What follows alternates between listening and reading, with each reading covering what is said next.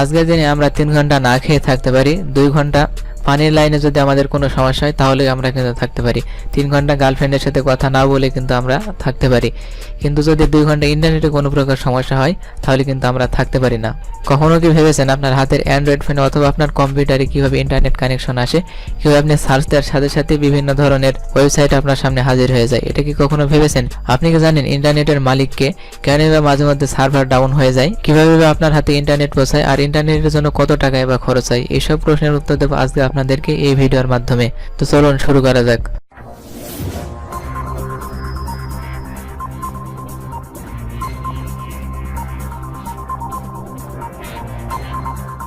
তো আমি যদি আপনাদেরকে কোশ্চেন্স করে যে ইন্টারনেটটা আপনার হাতে কিভাবে পৌঁছাচ্ছে, তাহলে আপনি হয়তো আমাকে উত্তর দেবেন স্যাটেলাইটের মাধ্যমে, অথবা সারা বিশ্বে যে নেটওয়ার্ক ছড়ানো আছে, নেটওয়ার্ক যে লাইন দেওয়া আছে এই লাইনের মাধ্যমে। আসলে আপনার এই উত্তরটি সঠিক না, কারণ স্যাটেলাইটের মাধ্যমে মাত্র আমরা 1% ইন্টারনেট পেয়ে থাকি, বাকি 99% পেয়ে থাকি আমরা অপটিক্যাল ফাইবার সাবমেরিন কেবলের মাধ্যমে। হয়তো এবার আপনি আমাকে প্রশ্ন করতে পারেন, আমি যে ফোন থেকে কোনো কিছু সার্চ করছি বা ফোন থেকে ইন্টারনেট ব্যবহার করছি, এখানে তো কোনো ল্যান্ডস্কেপ নাই বা ল্যান্ডলাইন নাই। তো আপনাকে আমি বুঝিয়ে দিয়েছি ইন্টারনেট মূলত আপনার হাতে কিভাবে পৌঁছাচ্ছে। মনে করুন কোনো কিছু আপনি সার্চ করছেন, সে ফর এক্সাম্পল আপনি ইউটিউবে এসে আমার এই ভিডিওটা সার্চ করছেন, সার্চ করার সাথে সাথে এটা এই ল্যান্ডলাইন বা এই সাবমেরিন কেবলের মাধ্যমে গিয়ে সেই সার্ভারের কাছে পৌঁছাবে, যেখানে আপনি সার্চ করছেন সেখানে গিয়ে পৌঁছাবে, আর ঠিক একইভাবে এই সার্ভারের মাধ্যমে আবারও ফেরত আসবে আপনার কাছে যা সার্চ করছিলেন তাই আর কি। হয়তোবা দেখে মনে হতে পারে এই যে কেবলগুলো এগুলো খুবই সরু, যেমন আমাদের চুলের মতো প্রায় সরু দেখুন, কিন্তু এর যে ডাটা ট্রান্সফার স্পিড এটা প্রায় 100 থেকে 120 Gbps। আপনি যাই কিছু সার্চ করেন না কেন খুবই দ্রুত কিন্তু আপনার ইন্টারনেট স্পিডের উপর ডিপেন্ড করে এটা চলে আসে, এজন্যই মূলত এটার স্পিডটা অতিরিক্ত। আর এটা যদিও সরু কিন্তু এগুলো অনেক দীর্ঘস্থায়ী, মানে প্রতিকূল অবস্থায় এটা টিকে থাকতে পারে, তারপরে এর মেয়াদ 25 বছর রাখা হয়েছে। তো সাবমেরিন কেবল কিভাবে কাজ করছে সেটা আপনাদেরকে বোঝাই। আপনি যখনই কিছু সার্চ করছেন, যে কোনো ইন্টারনেটে যাই আপনি সার্চ করুন না কেন, সেটা 3টি ধাপে মূলত পৌঁছায়, টিয়ার 1, টিয়ার 2 এবং টিয়ার 3। টিয়ার 1 হচ্ছে সেই সমস্ত কোম্পানি যেগুলো সমুদ্রের নিচ দিয়ে কেবল বিছিয়ে রেখেছে। এই কেবলগুলো বিভিন্ন জায়গায় বিভিন্ন দেশ দিয়ে গিয়েছে, যেখানে গিয়ে ল্যান্ড করেছে, মনে করুন বাংলাদেশের কোথাও এসে ল্যান্ড করেছে, ওটাই হচ্ছে কেবল ল্যান্ডিং পয়েন্ট, এবং সেখান থেকেই আমরা মূলত ইন্টারনেট পাচ্ছি, বিভিন্ন ধরনের সেবাগুলো আমরা পাচ্ছি। তো এগুলো আপনাদেরকে আমি বাস্তবিকভাবে বোঝানোর জন্য যেটা করেছি। আপনি যদি submarincable.com এই ওয়েবসাইটটিতে আসেন, আমি যদিও ভিডিও ডিসক্রিপশন বক্সে লিঙ্ক দিয়ে দিয়েছি, সেখান থেকে আপনারা চাইলে দেখে নিতে পারেন। তো এখানে আমরা সার্চ করে দেখি, যদি এখানে দেখুন এই যে লাইনগুলো দেখছেন এই সবগুলো কিন্তু সাবমেরিন কেবলের লাইন। এই কেবলগুলো মূলত এইভাবে বিছিয়ে বিভিন্ন দেশে লাইন ছড়িয়ে দেওয়া হয়েছে। মনে করুন আমি এখানে সার্চ করছি আমাদের ইন্ডিয়া এবং বাংলাদেশের ক্ষেত্রে সার্চ করছি, দেখুন তো বাংলাদেশের ক্ষেত্রে 2টি ল্যান্ডিং পয়েন্ট আছে, একটি কক্সবাজারে আর দ্বিতীয়টি হচ্ছে কুয়াকাটাতে। এখানে আপনি যদি ল্যান্ডিং পয়েন্টগুলো দেখেন তাহলে বুঝতে পারবেন। তো এই কেবলগুলোর মাধ্যমে মূলত ইন্টারনেট আমাদের হাতে এসে পৌঁছাচ্ছে। বর্তমানে আপনি যে আমার এই ভিডিওটি ইন্টারনেটের মাধ্যমে দেখতে পাচ্ছেন, এটাই মূলত এই ইন্টারনেটের মাধ্যমে এসে পৌঁছেছে। ইন্ডিয়ার ক্ষেত্রে অনেকগুলো ল্যান্ডিং পয়েন্ট আছে, কিন্তু মেইন ল্যান্ডিং পয়েন্ট আছে মুম্বাইতে, তারপর ওয়েস্ট বেঙ্গল আছে, চেন্নাইতে আছে, বা অন্যান্য অনেকগুলো জায়গায় দেখুন আছে, শ্রীলঙ্কাতেও আছে অনেকগুলো। তো মূলত এইভাবে লাইনগুলো পৌঁছাচ্ছে। লাইনগুলো কিভাবে আসে সেটা আপনাদেরকে আমি একটু পরেই দেখাচ্ছি। কিন্তু এই যে কেবলগুলো, এই কেবলগুলো কিন্তু দেখুন অনেকগুলো আছে, যাতে ব্যাকআপ হয়ে গেলে, যাতে নষ্ট হয়ে গেলে যাতে এগুলো দেওয়া যায়। এখানে দেখুন অনেকগুলো ল্যান্ডিং যে তারগুলো আছে এগুলো দেওয়া হয়, কারণ এর মেয়াদ মাত্র 25 বছর রাখা হয়েছে। যে কোনো সামুদ্রিক প্রাণীতে এগুলো তো কিন্তু কেটেও দিতে পারে, যে কোনোভাবে কেটে গেলে দেখা যাচ্ছে এগুলো যাতে কোনো প্রকার কাজ বন্ধ না হয়। একদিন যদি ইন্টারনেট বন্ধ হয়ে যায় না, তো পৃথিবী পুরো 6 দিন পিছিয়ে যাবে। যার জন্য এইভাবে মূলত বেশি বেশি করে এই ল্যান্ডিং তারগুলো রেখে দেওয়া হয়েছে, অপটিক্যাল ফাইবারগুলো এখানে রেখে দিয়েছে। তো আপনাদেরকে আমি একটু লোকেশন ট্র্যাক করে দেখাবো মূলত কিভাবে পৌঁছায় আমাদের, যে আমরা যেভাবে সার্চ করছি এটা কিভাবে পৌঁছাচ্ছে, তাই এই ইন্টারনেটের মাধ্যমে এই কেবলটার মাধ্যমে কিভাবে পৌঁছাচ্ছে সেটা আপনাদেরকে আমি এখানে বোঝাচ্ছি। যদি উইন্ডোজের কমান্ড মেনুতে এসে যদি আপনি ট্রেসার্ট লেখেন, লেখার পর যদি আপনি যেই সার্চ ইঞ্জিন ব্যবহার করছেন এটা যদি অ্যাড্রেস দেন, দেওয়ার পর যদি এন্টার প্রেস করেন, তাহলে দেখবেন সম্পূর্ণ আইপি অ্যাড্রেস এখানে পৌঁছে গেছে। কিভাবে মূলত আইপিটা পৌঁছেছে সেটা এখানে শো করবে।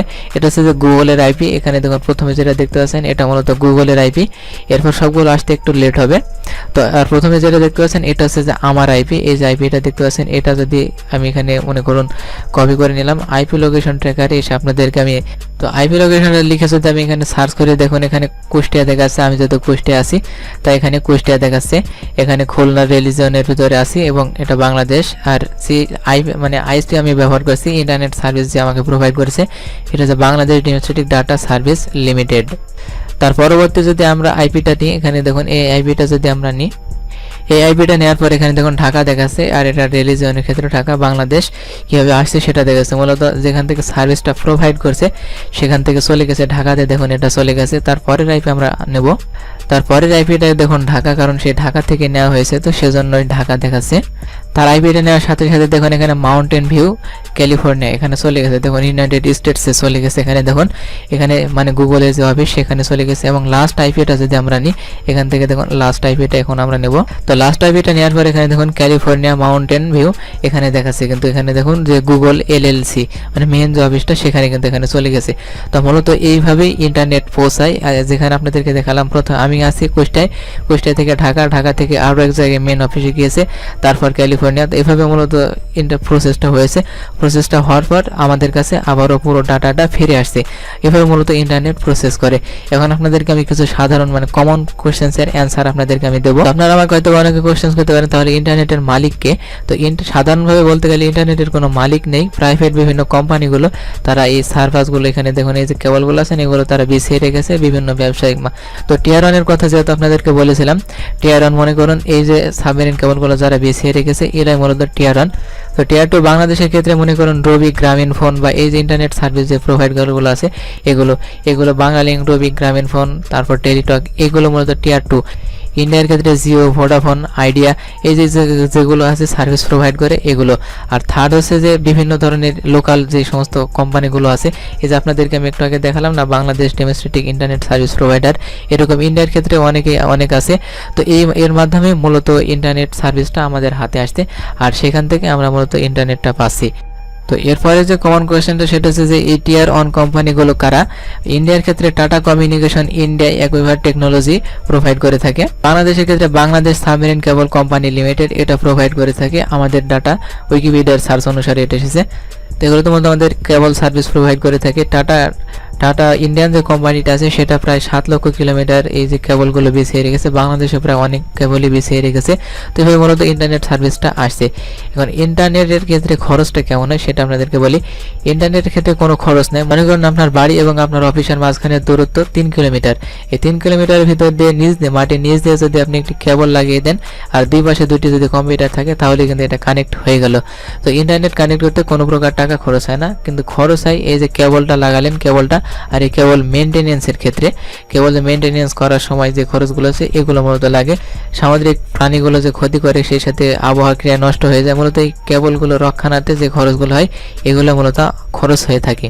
তো আপনারা চাইলে আপনার আইপি অ্যাড্রেস দিয়ে দেখে নিতে পারেন, সেটা হচ্ছে iplocation.net এই অ্যাড্রেস, আর সেই সাথে সাবমেরিন কেবল ম্যাপ, এই দুটি ওয়েব অ্যাড্রেস আপনাদেরকে আমি এই ভিডিওর ডিসক্রিপশন বক্সে দিয়ে দেবো।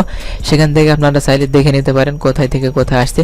আর এখান থেকে দেখুন অনেকগুলো কিন্তু ট্রাফিক এখান থেকে মুম্বাইতে, সেই সাথে আপনি এটাও দেখে নিতে পারেন কিভাবে ট্রাফিক ট্রান্সফার হয়। এখানে অনেক পৃথিবীর অনেক দেশে দেখুন প্রচুর পরিমাণে আছে, যে দেশ যত প্রচুর পরিমাণে শক্তিশালী সেই দেশে তত প্রচুর পরিমাণে কিন্তু এখানে লাগিয়ে দেখেছে।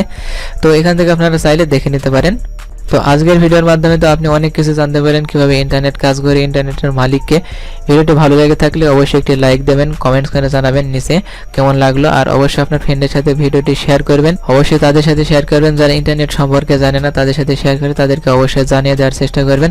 আর এরকমই ভিডিও পাওয়ার জন্য অবশ্যই আমাদের এই চ্যানেলটি সাবস্ক্রাইব করবেন, সেই সাথে বেল আইকনটি প্রেস করে রাখবেন। দেখা হবে আপনাদের সাথে নেক্সট টাইম নেক্সট কোনো ভিডিওতে। ভালো থাকুন। Till then take care.